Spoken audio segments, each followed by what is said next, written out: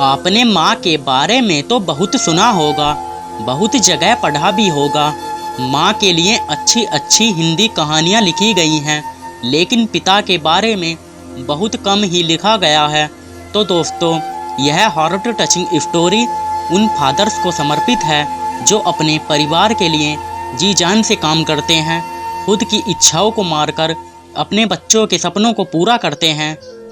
यह स्टोरी शुरू होती है जब मैं घर से गुस्से में बड़बड़ाते हुए निकल आया था और बस स्टैंड की तरफ आगे बढ़ने लगा।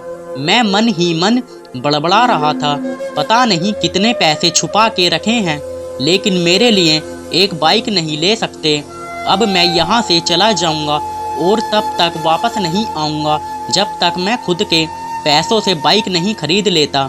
इतना सोच ही रहा था, तभी मेरे पैर में मुझे कुछ चुभने का एहसास हुआ। नीचे देखा तो समझ आया कि जल्दबाजी में पापा के जूते पहन आया हूँ। उन जूतों में कील उभरी हुई थी जो मेरे पैर में बार बार घाव किए जा रही थी। लेकिन उस समय गुस्सा अधिक था तो मैं बड़बड़ाते हुए आगे बढ़ गया। एकाएक मुझे याद आया कि मैं पापा का पर्स भी साथ ले आया हूँ। मेरे खुराफाती दिमाग में एक ख्याल आया, क्यों ना आज पापा का पर्स चेक किया जाए, जिसे आज तक उन्होंने किसी को हाथ तक नहीं लगाने दिया था। पता नहीं कौन सा खजाना छुपा है इस पर्स में जो किसी को हाथ नहीं लगाने देते थे। जब मैंने पापा का वह पुराना पर्स खोल कर देखा तो उसमें पैसे तो नहीं मिले, लेकिन पैसों की जगह पर एक डायरी रखी हुई थी। तब मैंने सोचा, ओहो, तो यहाँ खजाना छुपा रखा है। मैं समझ रहा था कि यहाँ पापा ने लिखा होगा कि किस से कितने पैसे लेने हैं और किसको कितने पैसे दिए हैं, लेकिन मैं गलत था। जब मैंने उस छोटी सी डायरी का पहला पेज खोल कर देखा तो वहाँ पर जो लिखा था वह थोड़ा सीरियस कर देने वाला था। डायरी में जो लिखा था उसे पढ़ने के बाद मेरे चेहरे पर जो एक्सप्रेशन थे वह गायब हो चुके थे, क्योंकि डायरी में वैसा कुछ नहीं था जैसा मैं सोच रहा था। वहाँ पर उन पैसों का हिसाब लिखा हुआ था जो अलग अलग कामों के लिए अलग अलग लोगों से उधार लिए गए थे। लिफ्ट में कंप्यूटर के नाम पर भी पैसे लिए गए थे। कुछ यूं लिखा था, 50,000 बेटे के कंप्यूटर के लिए। यह वह कंप्यूटर था जिसे मैं आज तक यूज कर रहा हूँ, लेकिन मुझे यह पता नहीं था उस कंप्यूटर को खरीदने के लिए पैसे कहाँ से आए थे। लेकिन आज पता चल रहा था। मुझे आज भी याद है जब मैंने पहली बार कैमरे के लिए जिद की थी तो मेरे पापा ने मुझे 2 हफ्ते बाद मेरे बर्थडे पर ला कर दिया था, जिसे देखकर मैं बहुत खुश हुआ था। और मुझे खुश देखकर मुझसे कहीं ज़्यादा अगर कोई खुश था तो वह थे पापा। अब मेरे चेहरे से गुस्सा एकदम गायब हो चुका था। जब मैंने आगे का पन्ना पलटा तो वहाँ पर कुछ विशेष इच्छाएं लिखी हुई थी। पहली जो विश थी उसमें जो लिखा हुआ था, अच्छे जूते पहनना। यह बात मेरी कुछ समझ नहीं आई। तभी मेरे पाँव अचानक सड़क पर भरे हुए पानी पर जा पड़ा और तभी मेरे पाँव में कुछ गीलापन होने का एहसास हुआ। जब मैंने जूता उतार कर देखा तो उसका तला टूटा हुआ था। यह देखकर मुझे डायरी में लिखी बात याद आ गई।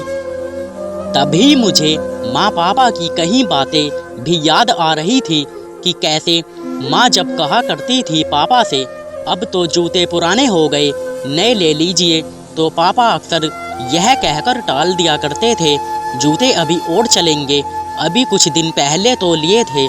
मुझे आज समझ आ रहा था कि कितने दिन और चलेंगे। साथ ही साथ यह भी समझ आ रहा था कि पापा पर्स को क्यों छुपा कर रखते थे। तभी उस डायरी को पढ़ते हुए बस स्टैंड पर पड़ी बेंच पर आकर बैठ गया। अब उस डायरी का आखिरी पन्ना बचा हुआ था। उस पन्ने को जब मैंने पलट कर देखा तो वहाँ कल की डेट लिखी हुई थी। तारीख के नीचे लिखा हुआ था 50,000 रुपये बाइक के लिए। बस इतना पढ़ा और दिमाग सन्न रह गया। अब मेरे मन में कोई शिकवा गिला नहीं बचा था, बस मेरी आंखों से आंसू चले जा रहे थे। मुझे आज तक नहीं पता तब मैं क्यों रोए जा रहा था। अब मैं जल्दी से घर की तरफ भागा लेकिन जूतों की वह कील पाँव में अब तक घाव बनाने में कामयाब हो चुकी थी। मैंने जूतों को रास्ते में ही निकाल कर फेंक दिया और भागते लड़खड़ाते हुए घर जा पहुंचा, लेकिन पापा घर पर नहीं थे। मैं समझ गया वह कहाँ थे। मैं सीधा पास वाली बाइक एजेंसी की तरफ भागा। पता नहीं आज कहाँ से इतनी ताकत आ गई थी कि मैं भागते हुए थक नहीं रहा था, और वह भी बिना जूतों के नंगे पैर। जैसे तैसे मैं बाइक एजेंसी पर पहुंचा। पापा वहीं थे। मैंने पापा को तोड़कर गले लगा लिया और मेरी आंखों से आंसू रुकने का नाम ही नहीं ले रहे थे। पापा को समझ नहीं पा रहे थे आखिर हो क्या रहा है, मैं क्यों रो रहा हूँ।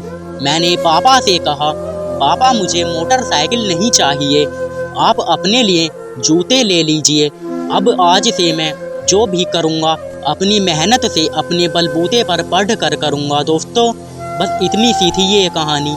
यह हार्ट टचिंग स्टोरी लिखते हुए आज मेरी भी आंखें नम हुई हैं। मैं आज आपसे कहना चाहूँगा, ठीक ऐसे ही होते हैं हमारे पिता। हम अक्सर देखते हैं कि हम अपनी माँ से हर बात शेयर करते हैं और माँ भी इसके बदले में हमें बहुत प्यार देती है। लेकिन एक शख्स ऐसा भी होता है जो हमें छुपकर प्यार करता है, वह होते हैं हमारे पिता। यह परिवार में एकमात्र ऐसा व्यक्ति होता है जो अपने बच्चों से उन्हें बिना जताए छिपकर प्यार करता है, खुद की इच्छाओं को मारकर बच्चों के लिए सपने देखता है और उनकी खुशी में ही खुश हो जाता है। मुझे नहीं पता कि आप अपने पेरेंट्स की इज्जत करते हो या नहीं, लेकिन अगर आपके पास पेरेंट्स हैं तो आप बहुत खुशनसीब हो, क्योंकि इस दुनिया में बहुत से लोगों को तो पेरेंट्स का प्यार भी नसीब नहीं होता। अंत में मैं यही कहना चाहूँगा कि माँ बाप की भावनाओं का सम्मान करें।